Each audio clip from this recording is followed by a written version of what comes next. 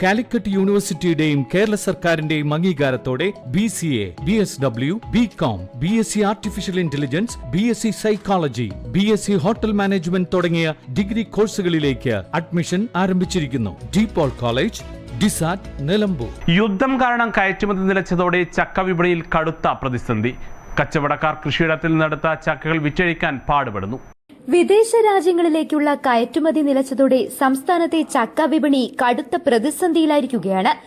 എല്ലാ വർഷവും വലിയ കമ്പനികൾ വഴിയാണ് വിദേശ രാജ്യങ്ങളിലേക്ക് ചക്ക കയറ്റുമതി ചെയ്തിരുന്നത്. എന്നാൽ യുദ്ധ പശ്ചാത്തലത്തിൽ ഈ വർഷം കമ്പനികൾ ചക്കയെടുക്കൽ നിർത്തിവച്ചു. ഇതോടെ കയറ്റുമതി പൂർണ്ണമായും നിലച്ചു. ഇതിൽ കൂടുതൽ പ്രയാസത്തിലായത് ഇടനിലക്കാരാണ്. ഇപ്പോൾ ചക്കകൾ വിളവെടുക്കുന്ന സമയമാണ്. പ്രാദേശികമായുള്ള വീടുകളിൽ നിന്നും കൃഷിഭൂമിയിൽ നിന്നും കർഷകരിൽ നിന്നും ഇടനിലക്കാരായ കച്ചവടക്കാർ കയറ്റുമതി ലക്ഷ്യമിട്ട് വാങ്ങിയ ചക്കകളാണ് വിപണിയിൽ വെളിച്ചം കാണാതെ കിടക്കുന്നത്. 300 രൂപയ്ക്ക് വരെ ചക്ക വിറ്റ കാലമുണ്ടായിരുന്നു. എന്നാൽ ഇപ്പോൾ 1 കിലോ ചക്കയ്ക്ക് 30 രൂപയ്ക്കാണ് പ്രാദേശികമായി വിൽക്കുന്നത്. ഈ വില വലിയ തുകയാണെന്നാണ് ആളുകൾ പറയുന്നത്. ഒപ്പം തന്നെ ആവശ്യക്കാരില്ലാത്ത അവസ്ഥയുമുണ്ട്. കയറ്റുമതി നിലച്ചതോടെ വാഹനങ്ങളിൽ തെരുവുകളിലൂടെയും വീടുകൾ തോറും കയറിയിറങ്ങിയും ചക്ക വിൽക്കേണ്ട അവസ്ഥയിലാണ് ഇടനിലക്കാരായ കച്ചവടക്കാർ. എന്നാൽ മരത്തിൽ നിന്ന് ചക്ക പറിച്ച് വാഹനത്തിൽ കയറ്റി വിപണിയിലെത്തിക്കുന്നതിന് വലിയൊരു തുക ചെലവ് വരുന്നുണ്ട്. ദുർഘടമായ സ്ഥലങ്ങളിൽ നിന്ന് പോലും തൊഴിലാളികളെ വെച്ച് കഷ്ടപ്പെട്ടാണ് ഇവ വാഹനങ്ങളിലേക്ക് എത്തിക്കുന്നത്. അതിനാൽ തന്നെ പണിക്കൂലിയും വാഹന വാടകയും ഉൾപ്പെടെ ചിലവുകൾ നോക്കുമ്പോൾ ലാഭമൊന്നും ലഭിക്കുന്നില്ല.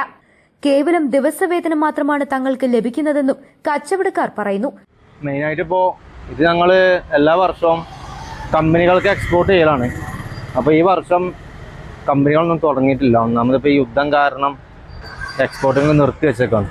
അപ്പോൾ ഇത് നമ്മൾ എല്ലാ വർഷവും ഇതിൻ്റെ ചക്കേൻ്റെ ഓണർമാർ ഞങ്ങൾക്ക് തരുന്നതാണ്. അതപ്പോൾ അവരും ഈ വർഷം ഞങ്ങൾ എടുത്തിട്ടുണ്ട്. കാരണം അവർക്കൊരു ബുദ്ധിമുട്ട് വരണ്ട എന്ന് വിചാരിച്ച്.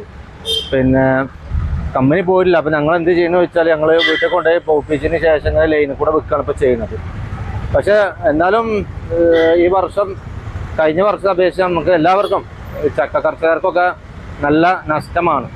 ഏതായാലും യുദ്ധം ഒരു പരിസമാപ്തി കുറിക്കണം. ഞങ്ങൾക്കിത് കയറിപ്പോയാലുള്ളൂ ഞങ്ങൾക്കും ഇതിൻ്റെ ഒരു മെച്ചം കിട്ടണമെങ്കിൽ. അതേപോലെ ഇതിൻ്റെ ആളുകൾക്കും ഇതിൻ്റെ ഉടമക്കാർക്കും നല്ല ലാഭം കിട്ടണമെങ്കിൽ ഇത് കയറി പോകണം. എന്നാലുള്ളൂ അവർക്കും കൃത്യമായിട്ടൊരു വില നമുക്ക് കൊടുക്കാൻ പറ്റുള്ളൂ. അപ്പോൾ വളരെ ചെറിയ ചാർജിനാണ് ഞങ്ങൾ എടുക്കുന്നത്. പക്ഷെ ഞങ്ങളിതിപ്പോൾ കൊടുക്കുന്നത് 1 കിലോന് 30 രൂപ വെച്ചിട്ടാണ്. പക്ഷേ 30 രൂപ പറയുമ്പോഴത്തേന് ആളുകൾക്ക് ഇപ്പോൾ അതൊരു വലിയ വില ആയിട്ടാണ് തോന്നുന്നത്. ഇതിപ്പോൾ അറക്കാനും ഇത് മാർക്കറ്റിൽ എത്തിക്കണമെങ്കിൽ നല്ലൊരു ചിലവുണ്ട്. ഇത് അറക്കുന്ന ആളുകൾക്ക് നല്ലൊരു സംഖ്യ വേണം. അത് ലോഡ് ചെയ്യുന്നതിനൊരു സംഖ്യ വേണം. പിന്നെ അതുപോലെ എന്താ പറയുക, വഴിയില്ലാത്ത സ്ഥലത്താണെങ്കിൽ ഞങ്ങൾ കഷ്ടപ്പെട്ടുകൊണ്ടാണ് തൊഴിലാളികൾ വണ്ടിയിലൊക്കെ എത്തിക്കുന്നത്. അപ്പോൾ അങ്ങനെ കൂട്ടുമ്പോൾ അത് ഒരു ലാഭം പ്രതീക്ഷിച്ചിട്ടല്ല, ഒരു ദിവസവേതന മാത്രമല്ല ഞങ്ങൾ ആഗ്രഹിക്കുന്നത്. യുദ്ധം അവസാനിച്ച് കയറ്റുമതി പുനരാരംഭിച്ചാൽ മാത്രമേ തങ്ങളുടെയും കർഷകരുടെയും പ്രതിസന്ധിക്ക് പരിഹാരമാകും എന്ന പ്രതീക്ഷയിലാണിവർ. Pookkottumpadam, TK colony, Chokkad, 40 cent എന്നിവിടങ്ങളിൽ നിന്നാണ് പ്രധാനമായും ചക്ക കച്ചവടക്കാർ എടുക്കുന്നത്. News bureau, Pookkottumpadam.